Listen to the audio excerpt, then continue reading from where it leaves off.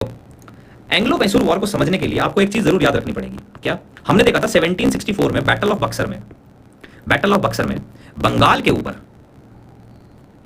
British east India company बैठ चुकी थी।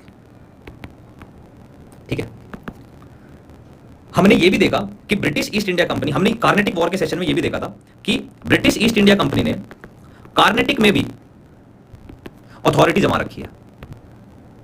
कैसे?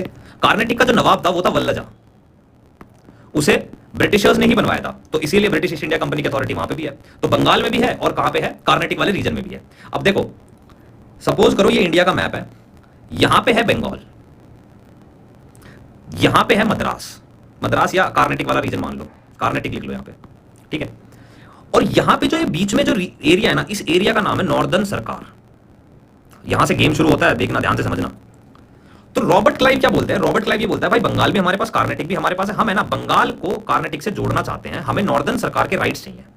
लेकिन नॉर्दर्न सरकार के ऊपर राइट किसका था? हैदराबाद के निजाम का। इसके ऊपर कौन बैठा है? निजाम।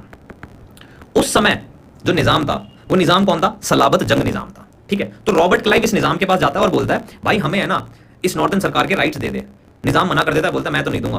क्यों दूं? क्यों? क्योंकि फ्रेंच और ब्रिटिशर्स अलग अलग थे और निजाम के अगेंस्ट थे ब्रिटिशर्स, इसीलिए उसने उसको मना कर दिया। तो अब रॉबर्ट क्लाइव जाता है किसके पास? मुगल एम्परर के पास। उस समय मुगल एम्परर कौन था? शाह आलम।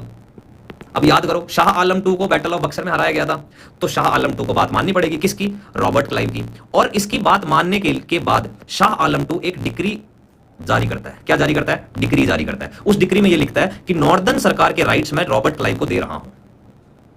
अब रॉबर्ट क्लाइव बोलता है